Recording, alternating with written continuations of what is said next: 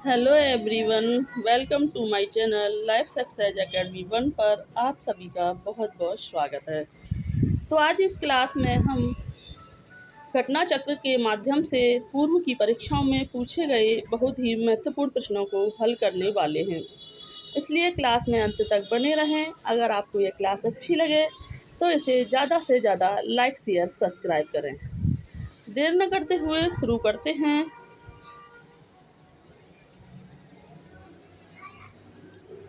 कि आपका बंटी उपन्यास किसने लिखा है? मनु भंडारी ने, निरुपमा सेवती ने, शिवानी ने या राजी सेठ ने? तो आपका बंटी जो उपन्यास लिखा गया है वह मनु भंडारी के द्वारा आपका बंटी उपन्यास जो है लिखा गया है। नेक्स्ट क्वेश्चन देखते हैं कि जिंदगी नामा किसकी रचना है? मनु भंडारी, मृदुला गर्ग, कृष्णा सोबती, ऊषा प्रियवंदा। तो जिंदगी नामा जो है वो किसकी रचना है?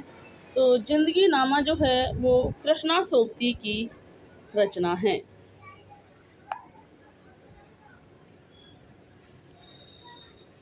नेक्स्ट क्वेश्चन देखते हैं कि कृष्णा सोबती की कौन सी कृति सांझी संस्कृति पर आधारित है? मित्रों मरजानी, हम हसमत, जिंदगी नामा, यारों का यार। तो कृष्णा सोबती की कौन सी जो कृति है जो सांझी संस्कृति पर आधारित है? तो वह जिंदगी नामा जो है यह पंजाब की सांझी संस्कृति पर आधारित कृष्णा सोबती की रचना है। नेक्स्ट क्वेश्चन देखते हैं कि वैशाली की नगर वधू नामक उपन्यास के लेखक हैं वृंदावन लाल वर्मा, आचार्य चतुर्सेन शास्त्री, इलाचंद जोशी, यशपाल। तो वैशाली की नगर वधू नामक उपन्यास के जो लेखक हैं आचार्य चतुर्सेन शास्त्री जो हैं वो वैशाली की नगर वधू नामक उपन्यास के लेखक हैं।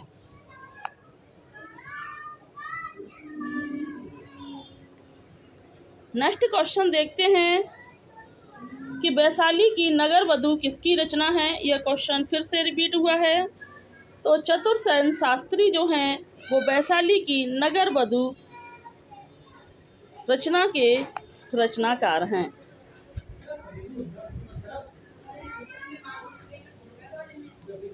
नेक्स्ट क्वेश्चन देखते हैं कि मानस का हंस उपन्यास के लेखक हैं अमृतलाल नागर, यशपाल, रेणु, अज्ञे। तो मानस का हंस उपन्यास के जो लेखक हैं अमृतलाल नागर जो हैं वो मानस हंस के उपन्यास के लेखक हैं। अमृतलाल नागर का जन्म 1916 ईस्वी में हुआ था। मानस के हंस उपन्यास के अंतर्गत तुलसीदास जी के जीवन का वर्णन किया गया है। अमृतलाल नागर की जो रचनाएं हैं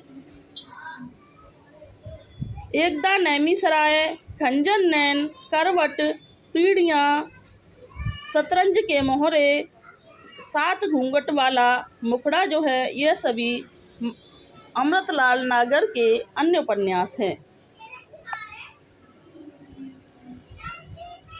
नेक्स्ट क्वेश्चन देखते हैं कि इनमें से कौन सा उपन्यास जीवनी परक है? खंजन नैन, मृगनैनी, आपका बंटी, कली कथा, बाया बाईपास। तो इनमें से कौन सा उपन्यास जीवनी परक है? तो इनमें से जो जीवनी परक उपन्यास है खंजन नैन जो है यह एक जीवनी परक उपन्यास है क्योंकि इसमें सूरदास जी के जीवन का वर्णन किया गया है। नेक्स्ट क्वेश्चन देखते हैं कि इनमें से कौन सा उपन्यास राही मासूम रजा द्वारा लिखित है? नूतन ब्रह्मचारी, आधा गांव, काला जल या पुनर्वाह। तो इनमें से कौन सा उपन्यास जो है राही मासूम रजा द्वारा लिखित है? तो आधा गांव जो है वो राही मासूम रजा के द्वारा लिखित उपन्यास है। नेक्स्ट क्वेश्चन देखते हैं कि आधा गांव इनमें से किस विधा की रचना है। कहानी है, उपन्यास है, नाटक है या संस्मरण है। तो आधा गांव जो है इनमें से एक उपन्यास विधा की रचना है।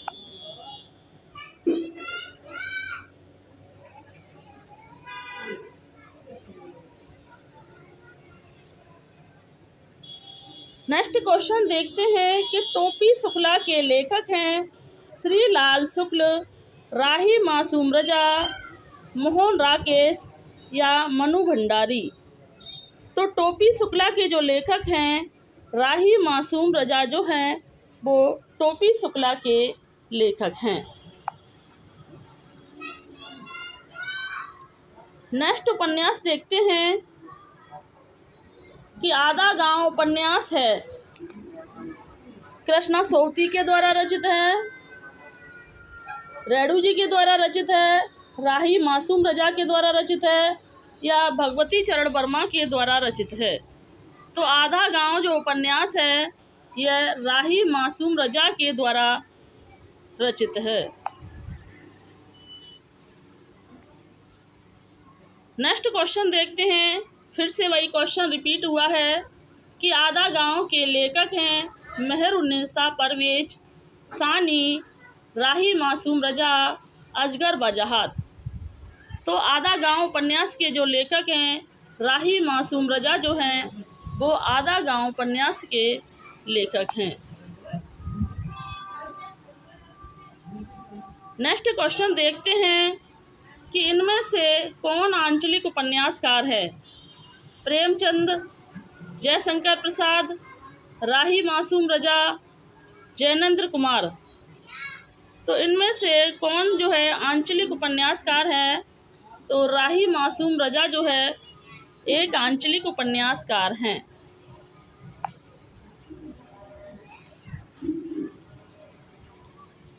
नेक्स्ट क्वेश्चन देखते हैं कि निम्नलिखित में से कौन सा उपन्यासकार एक आंचलिक उपन्यासकार है।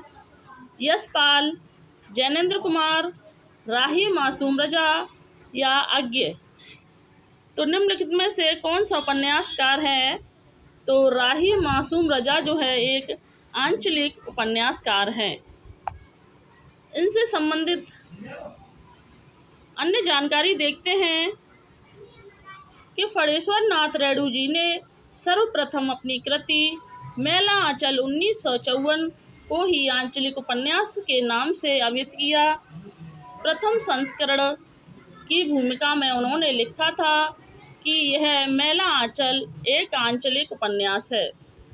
उन्होंने प्रेमचंद के उपन्यासों में आंचलिकता खोजी। यही नहीं, शिव पूजन सहाय के देहाती दुनिया और वृंदावन लाल वर्मा की झांसी की रानी 1946 तथा मृगनयनी को भी आंचलिक उपन्यासकारों की श्रेणी में ले लिया।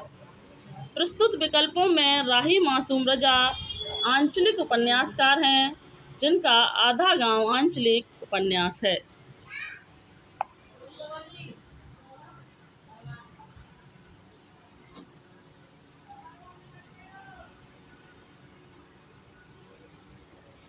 नेक्स्ट क्वेश्चन देखते हैं कि देश विभाजन की त्रासदी किस उपन्यास में वर्णित है। राग दरबारी, गबन, झूठा सच, इन्हीं हथियारों से। तो देश विभाजन की त्रासदी किस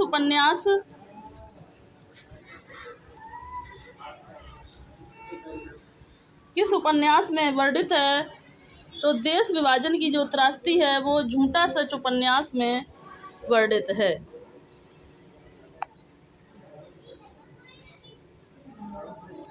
नेक्स्ट क्वेश्चन देखते हैं, झूठा सच उपन्यास के लेखक हैं अज्ञ, मुक्तिबोध, यशपाल, हजारी प्रसाद द्विवेदी। झूठा सच उपन्यास के जो लेखक हैं यशपाल जो हैं वो झूठा सच उपन्यास के लेखक हैं।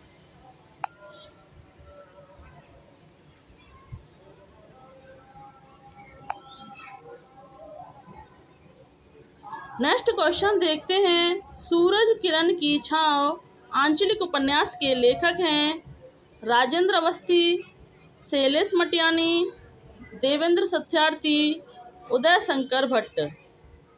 तो सूरज किरण की जो छाँव आंचलिक उपन्यास के लेखक हैं राजेंद्र अवस्थी जो हैं सूरज किरण की छाँव आंचलिक उपन्यास के लेखक राजेंद्र अवस्थी हैं। नेक्स्ट क्वेश्चन देखते हैं कि निम्नलिखित में से कौन सा उपन्यास नागार्जुन का नहीं है। बलशनमा, रतिनाथ की चाची, वरुण के बेटे या परती परी कथा। तो निम्नलिखित में से कौन सा उपन्यास नागार्जुन का नहीं है। तो परती परी कथा जो उपन्यास है वो नागार्जुन का उपन्यास नहीं है। यह जो है फणेश्वर नाथ रेणु जी की रचना है।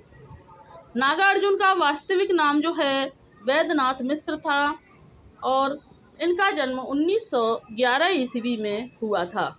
नागार्जुन जो हैं एक प्रगतिवादी लेखक हैं।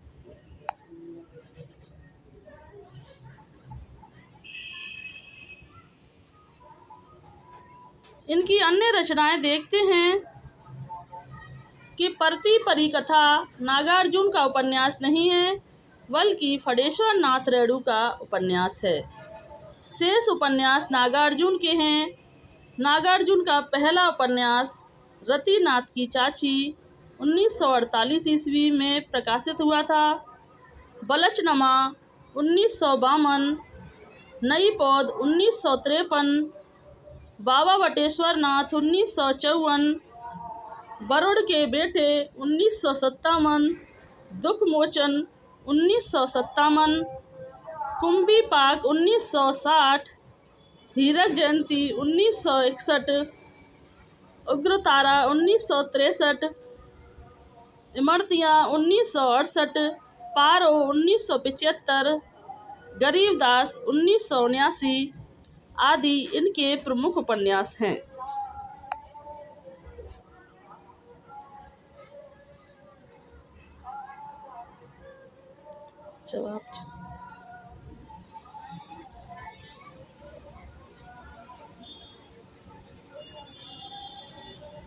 सांप्रदायिक समस्या पर लिखा गया उपन्यास कौन है। तमस, बलशनमा, अपने अपने अजनबी, बूंद और समुद्र। तो सांप्रदायिक समस्या पर लिखा गया वो जो उपन्यास है तमस जो है वो सांप्रदायिक समस्या पर लिखा गया उपन्यास है। तमस के जो लेखक हैं वो भीष्म साहनी हैं।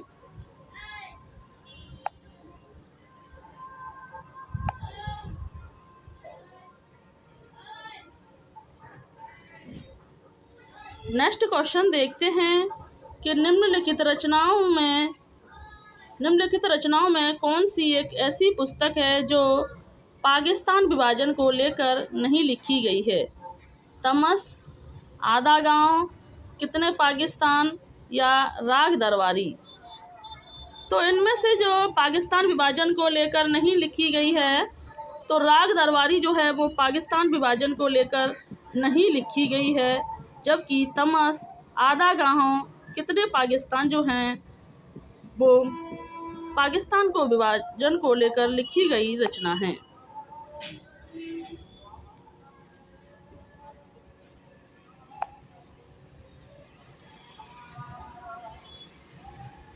नेक्स्ट क्वेश्चन देखते हैं कि निम्नलिखित में से किस उपन्यास का कथानक भारत पाकिस्तान विभाजन पर आधारित नहीं है। झूठा सच, तमस, आधा गांव, कर्म भूमि। तो इनमें से जो भारत पाकिस्तान पर आधारित उपन्यास नहीं है तो कर्म भूमि जो है यह भारत पाकिस्तान पर आधारित उपन्यास नहीं है। यह जो है प्रेमचंद जी के द्वारा रचित उपन्यास है।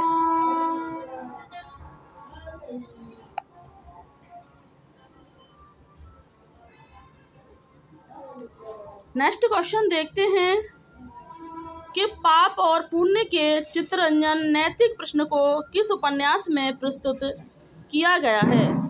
सामर्थ्य और सीमा, चित्रलेखा, भूले बिसरे चित्र, आखिरी दाव।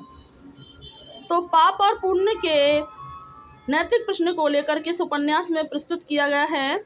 तो यह जो है चित्रलेखा उपन्यास में पाप और पुण्य के नैतिक प्रश्न को प्रस्तुत किया गया है।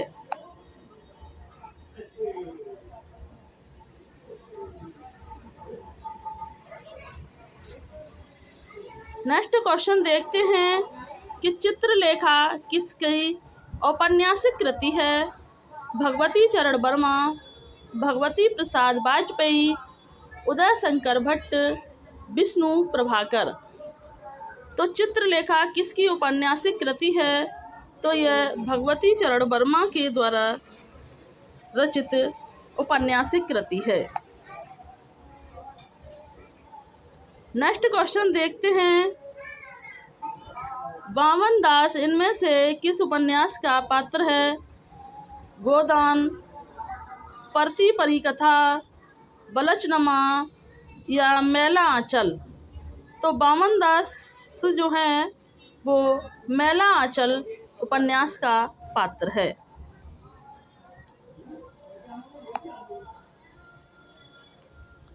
इसके अन्य पात्र देखते हैं कि मैला आंचल उपन्यास का पात्र वामन दास, कालीचरण, कमली, डॉक्टर प्रशांत। परती परिकथा के पात्र जितेंद्र तथा इरावती हैं। होरी, गोवर, माता दीन, दाता दीन, अलगू, मंगरू, धनिया, सिलिया, जुनिया आदि गोदान के पात्र हैं।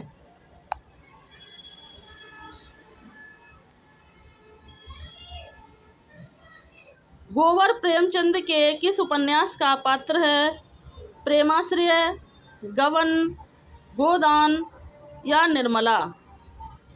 तो गोवर जो है वो गोदान उपन्यास का प्रमुख पात्र है।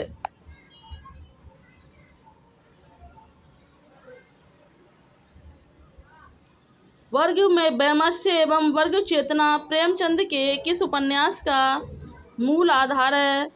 गबन, गोदान, निर्मला, प्रेमाश्रय। तो वर्ग वैमनस्य एवं वर्ग चेतना